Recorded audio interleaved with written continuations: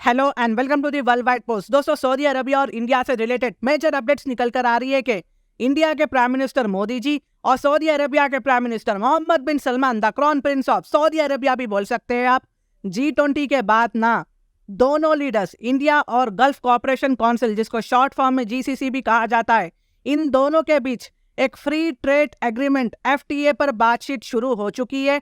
India और Saudi Arabia India gulf cooperation council पर एक फ्री ट्रेड एग्रीमेंट पर सिग्नेचर करने का इरादा कर रहे हैं। 11 सितंबर 2023 को इस पर बातचीत शुरू हो चुकी थी और ठीक 2 दिन बाद ना 14 सितंबर 2023 को Indian commerce and industry minister Piyush Goyal ये बात को क्लियर कर दिया है कि India GCC free trade agreement पर काम कर रहे हैं, प्रोग्रेस में है काम, और ये आगे कहते हैं कि हम इस पर एक डील को जल्दी लेकर आएंगे।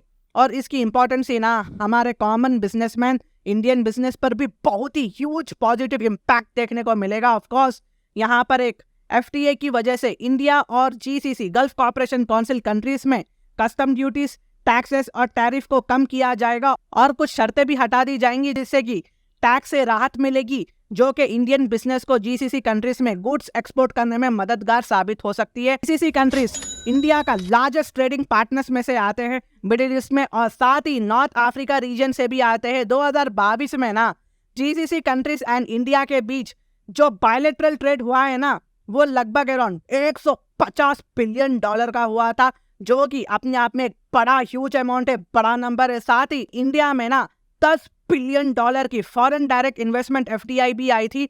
देखो, सबसे पहले ना मैं आपको GCC यानी गल्फ कोऑपरेशन काउंसिल की इंपॉर्टेंस के बारे में बोलूंगा।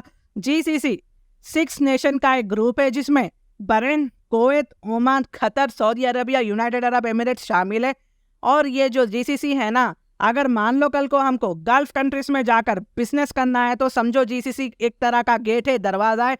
अगर ये GCC लीडर्स हमें एक बार परमिशन दे देते हैं कि आप हमारे गेट के अंदर आए, हमारे दरवाजे के अंदर आए, आकर बिजनेस करें, वर्ल्ड के जो भी बड़े बड़े बिजनेसमैन हैं, बड़े हो या छोटे, उनको बहुत आसानी हो जाएगी गल्फ में बिजनेस करने में।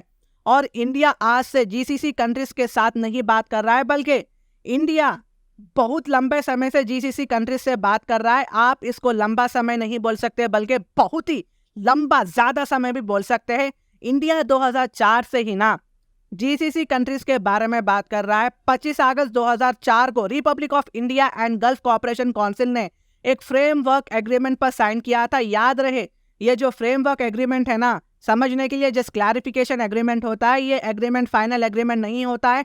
उसके बाद समझो इसको पता नहीं क्या हो गया यार, मतलब पता नहीं कि चाइना की नजर लगी, नहीं मालूम क्या हुआ, नहीं मालूम। इंडिया और GCC के बीच में इस पर कभी भी एक प्रॉपर एग्रीमेंट नहीं देखने को मिला आज तक। 2004 से लेके 2023 हो गए, तकरीबन 19 साल हो चुके हैं, और इस पर आज तक एक प्रॉपर एग्रीमेंट नहीं हुआ है, सक्सेस नहीं हुआ है। रीजन बता दूं कि आपको 2009 में इसको रिवाइव करने की कोशिश करी गई थी, लेकिन इसको डिले कर दिया गया, क्योंकि उस समय ना फाइनेंशियल क्राइसिस चल रहे थे पूरे वर्ल्ड में। पूरी दुनिया एक ग्लोबल फाइनेंशियल क्राइसिस से गुजर रही थी। 2011 में भी अगेन इसको रिवाइव करने की कोशिश की गई थी, लेकिन इसको अरब स्प्रिंग्स अपराइजिंग, ये एक तरह का प्रोटेस्ट है जो पूरे अरब वर्ल्ड में फैल गया था, चल रहा था। तो समझो ये एक तरह का ना एंटी गवर्नमेंट प्रोटेस्ट भी बोल सकते हैं आप, ये चल रहा था अरब लीडर्स के खिलाफ, और अरब लीडर्स का यहाँ पर तख्ता पलट करने की कोशिश की जा रही थी, इसलिए ये एग्रीमेंट को पोस्टपोन कर दिया गया था। और उस वक्त former prime minister of India doctor Manmohan Singh की सरकार थी, लेकिन 2014 में प्राइम मिनिस्टर नरेंद्र मोदी आते हैं, लेकिन 2014 में फिर ऑयल प्राइस क्रैश हो गया था, बाद में इसे डिले कर दिया गया। लेकिन जब सब सही चल रहा था ना, 2019 में हम FTA एग्रीमेंट करने ही वाले थे GCC कंट्रीज के साथ, लेकिन अचानक हमारे यहाँ 2019 में लोकसभा के इलेक्शंस आ जाते हैं, और हम इलेक्शंस को टाइम पर कंडक्ट करना जरूरी भी रहता है, तो इलेक्शंस के चक्कर में हमने इस एग्रीमेंट को ज्यादा कॉन्सेंट्रेट ही नहीं किया था। देन 2020-21 में इंडिया GCC लीडर्स साइन करने ही वाले होते गए, अचानक कोविड-19 कोरोना वायरस चाइना से हमारे जिंदगी में एंट्री करता है। मतलब शी जिनपिंग की नजर थी, नहीं मालूम मुझे, और मजबूरन हमें इस डील को यहीं पर ही रोकना पड़ रहा था। नेगोशिएशन फिर अगेन डिले हो गए थे। उफ, इतना सारा डिले, इतना सारा पोस्टपोन्ड, मतलब हमारे एग्जाम्स भी नहीं हुए थे, इतना सारा काश हो जाते। पढ़ने टाइम मिल जाता, मार्क्स अच्छे ला लेते। बट एनीवे इतना डिले होने के बाद भी ना किसी ने भी दिमाग में ये बात नहीं लाई कि आप ही सोच कर देखिए इतना डिले हो रहा है लॉजिकली, मतलब कोई क्या करेगा, एग्रीमेंट को रिजेक्ट ही कर देगा, सस्पेंड कर देगा, खत्म कर देगा। लेकिन इंडिया जीसीसी ने ये हरकत कभी नहीं की। तो इससे आप अंदाजा लगा सकते हैं कि ये जीसीसी एग्रीमेंट कितना इंपॉर्टेंट है, कितना वैल्यू है इसका, और जीसीसी कंट्रीज और इंडिया के बीच में ये कितना इंपॉर्टेंसी रखता है। लेकिन दोनों ने ये कमिट कर दिया है कि चाहे कुछ भी हो जाए, आज या फिर कल हम इस एफटीए डील को करके ही दम लेंगे। और एफटीए से ना हमें बायलैटरल ट्रेड एंड इन्वेस्टमेंट की अपॉर्चुनिटी मिलेगी, रोजगार मिलेगा, रोजगार बढ़ेगा, बिजनेस आएगा, पैसा आएगा, अपॉर्चुनिटीज ज्यादा से ज्यादा बढ़ जाएगी, और कहीं ना कहीं टूरिज्म पे भी यह पॉजिटिव इम्पैक्ट डालेगा। National association of software and service company NASSCOM के स्टडी के हिसाब से ना India GCC FTA bilateral trade आने वाले 2030 तक ना $100 बिलियन क्रॉस कर देगा। सोचिए 7 साल में $100 बिलियन क्रॉस कर देना।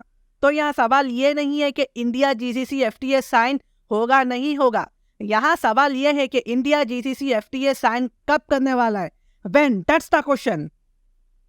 तो क्या इंडिया इतने अनसक्सेसफुल अटेम्प्ट्स के बाद सक्सेसफुल हो पाएगा? इंडिया जीसीसी लीडर्स एक फ्री ट्रेड एग्रीमेंट पर साइन कराने में कामयाब हो पाएंगे? क्योंकि आने वाले दिनों में हम इंडिया में लोकसभा इलेक्शंस को कंडक्ट किया जाएगा, तो ये कंप्लीटली वर्क पर डिपेंड है, स्पीड पर डिपेंड है, डिपेंड ऑन द लीडर है कि मतलब किस हिसाब से काम चल रहा है।